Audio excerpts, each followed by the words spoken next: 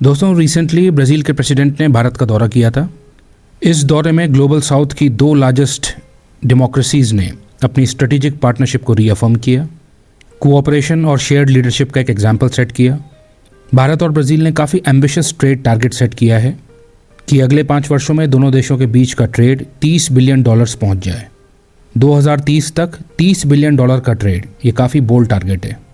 अच्छा, ब्राज़ील भारत के साथ अपने कमर्शियल टाइज को कितनी इंपॉर्टेंस देता है, ये बात ऐसे पता चलती है कि अपना ट्रेड डेलीगेशन ब्राज़ील जो लेकर आया था भारत, वो लार्जेस्ट एवर था। 300 बिजनेस लीडर्स और 10 से ज़्यादा मिनिस्टर्स लेकर आया था ब्राज़ील। और इस दौरे में भारत और ब्राज़ील के बीच में काफ़ी महत्वपूर्ण MOUs भी साइन हुए हैं, जैसे कि क्रिटिकल मिनरल्स और रेयर अर्थ्स के कोऑपरेशन को लेकर। आज के समय में क्रिटिकल मिनरल्स कितने इंपॉर्टेंट है ये तो हम जानते ही हैं। EV बैटरीज़ हो गया, टेक सेक्टर्स हो गया, इलेक्ट्रॉनिक्स या ग्रीन टेक्नोलॉजी की जो बातें होती हैं आजकल, इन सब में क्रिटिकल मिनरल्स की आवश्यकता पड़ती है। तो दोनों देशों ने आपस में एक MOU साइन किया है, जिसमें दोनों देश चाहते हैं कि सप्लाई चेन्स को ये डाइवर्सिफाई करें, आपस में कोऑपरेशन बढ़ाएं और जो प्रेजेंट में डोमिनेंट ग्लोबल सप्लायर्स हैं उनके ऊपर अपनी डिपेंडेंस को कम करें।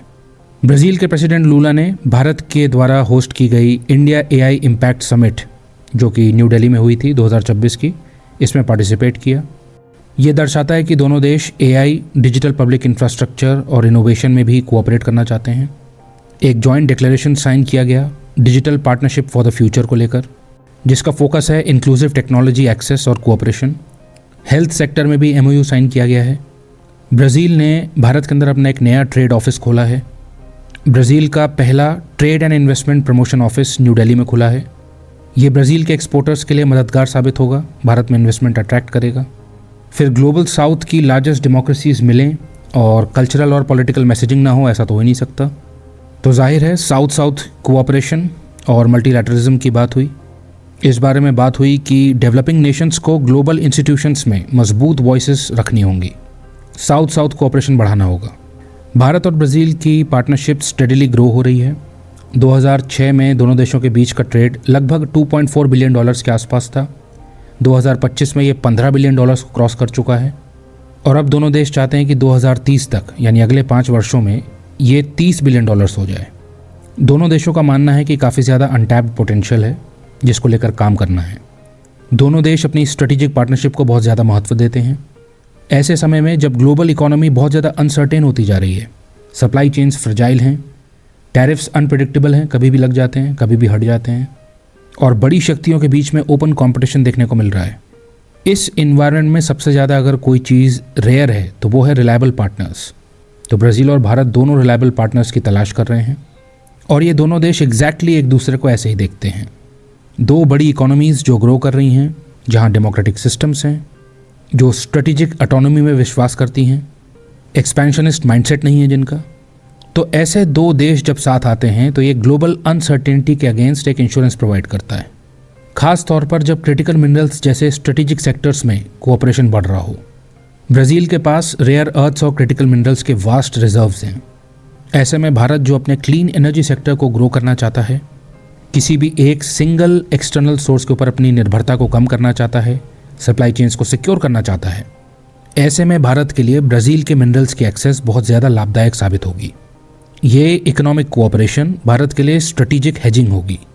आज के समय में जो भी क्रिटिकल मिनरल्स की सप्लाई चेन को कंट्रोल करेगा, वो कल की इंडस्ट्रीज़ को शेप करेगा।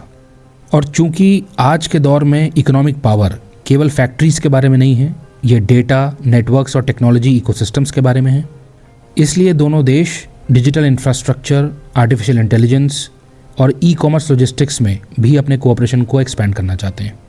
दोनों देश लॉन्ग टर्म ट्रस्ट को बिल्ड करने के लिए डिफेंस कोऑपरेशन भी बढ़ाना चाहते हैं। सबमरीन्स के जॉइंट मेंटेनेंस को लेकर बातचीत हुई। दोनों देशों के बीच में एयरक्राफ्ट असेंबली को लेकर भी कोलैबोरेशन देखने को मिल सकता है। कैपेबिलिटी बिल्डिंग स्ट्रेटेजिक पार्टनरशिप का की फीचर होता है, ये देखने को मिल रहा है। इसके बाद ज़बरदस्त पॉलिटिकल मैसेजिंग भी देखने को मिली। भारत की धरती पर खड़े होकर ब्राज़ील के प्रेसिडेंट लूला डा सिल्वा ने क्लियरली ये मैसेज सेंड किया कि एक नया कोल्ड वॉर अवॉइड किया जाना चाहिए। जैसा कि हम देख रहे हैं कि विश्व राइवल कैंप्स में बढ़ता जा रहा है, जहां बड़ी पावर्स देशों के ऊपर साइड्स पिक करने का दबाव डाल रही हैं।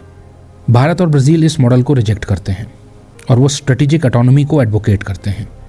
यानी देशों के पास ये फ्रीडम होनी चाहिए कि हम मल्टीपल पार्टनर्स के साथ कोऑपरेट करें। किसी एक खेमे में ना चले जाएं। हर एक देश को अधिकार होना चाहिए कि वो इंडिपेंडेंट फॉरेन पॉलिसी चॉइसेस ले सके। एक ऐसे ग्लोबल ऑर्डर का निर्माण हो जो कि इक्वालिटी पर बेस्ड है, वल्गर डिस्प्ले ऑफ पावर पर नहीं। जाहिर सी बात है, ब्राज़ीलियन प्रेसिडेंट का इशारा यूनाइटेड स्टेट्स की तरफ था। ट्रंप एडमिनिस्ट्रेशन के अंदर जो ट्रेड और पॉलिसी की अनप्रेडिक्टेबिलिटी देखने को मिल रही है, इसने संपूर्ण विश्व में अनसर्टेनिटी क्रिएट कर दी है। यूएस के साथ ब्राज़ील की भी टेंशन्स बढ़ी हैं। तो ब्राज़ील ये चाहता है कि रूल्स जो हैं वो प्रेडिक्टेबल होने चाहिए, देशों को इक्वली ट्रीट किया जाना चाहिए, देशों के ऊपर दबाव बनाने की बजाय आपस में डायलॉग होना चाहिए, आर्म ट्विस्टिंग की जगह बातचीत से डील की जानी चाहिए। नोट कीजिएगा कि भारत और ब्राज़ील ऐसे देश हैं जो कि अमेरिका के साथ कोऑपरेशन को रिजेक्ट नहीं कर रहे हैं, वो बस फोर्स्ड अलाइनमेंट को रिजेक्ट कर रहे हैं। अमेरिका के साथ अलाइन करने के लिए जो दबाव बनाया जा रहा है उसको रिजेक्ट कर रहे हैं। इस अंतर को समझना बहुत आवश्यक है। ऐसे में भारत और ब्राज़ील का कोऑपरेशन स्वाभाविक है, क्योंकि दोनों का anti cold war stance connect करता है दोनों को आपस में। दोनों देशों को फ्लेक्सिबिलिटी चाहिए, कॉन्फ्रंटेशन नहीं चाहिए। दोनों देशों को ग्रोथ चाहिए, लेकिन वो डिपेंडेंस के ज़रिए नहीं आनी चाहिए। ग्रोथ विदाउट डिपेंडेंस चाहिए, पार्टनरशिप विदाउट अलाइनमेंट चाहिए। मतलब हम चुनने के लिए मुक्त हों, हमें चुनने का अधिकार हो। तो भारत और ब्राज़ील की जो सोच है ये पूरे ग्लोबल साउथ के अक्रॉस रेजोनेट करती है। अफ्रीका, एशिया, लैटिन अमेरिका के बहुत से देश जो ग्लोबल साउथ का हिस्सा हैं, वो भी यही चाहते हैं कि डेवलपमेंट होना चाहिए बिना जियोपॉलिटिकल कैंप्स में शामिल होने का दबाव के। जैसे जैसे ग्लोबल कंपटीशन बढ़ता जा रहा है, सप्लाई चेन्स रिस्की होती जा रही हैं। ऐसे में देश ट्रस्टेड पार्टनर्स को ढूंढ रहे हैं और ऐसे टाइम में भारत और ब्राज़ील अपने कोऑपरेशन को डीपन कर रहे हैं। कोऑपरेशन बढ़ेगा, इकोनॉमी बढ़ेगी, स्ट्रेटेजिक ऑटोनॉमी स्ट्रेंथन होगी। तो जो ग्लोबल चेंजेस हैं और अनसर्टेनिटी हैं, उसके प्रति भारत और ब्राज़ील का ये स्ट्रक्चर्ड रिस्पॉन्स है। भविष्य में हमें दोनों देशों के बीच में एनर्जी, एग्रीकल्चर और एडवांस टेक्नोलॉजी को लेकर जॉइंट प्रोजेक्ट्स देखने को मिलेंगे। दोनों देश ग्लोबल साउथ कोऑपरेशन के पिलर्स बनकर इमर्ज कर सकते हैं। आज के समय में देश अपनी वल्नरेबिलिटी को रिड्यूस करने के लिए पार्टनर्स को डाइवर्सिफाई कर रहे हैं। पार्टनरशिप्स अब रीजनल और स्ट्रेटेजिक बनती जा रही हैं। विश्व डिपेंडेंस से डाइवर्सिफिकेशन की तरफ बढ़ रहा है। ऐसे में भारत और ब्राज़ील दो देश हैं जो पार्टनरशिप्स राइवलरी के बजाय कोऑपरेशन से हो उसको बेटर समझते हैं।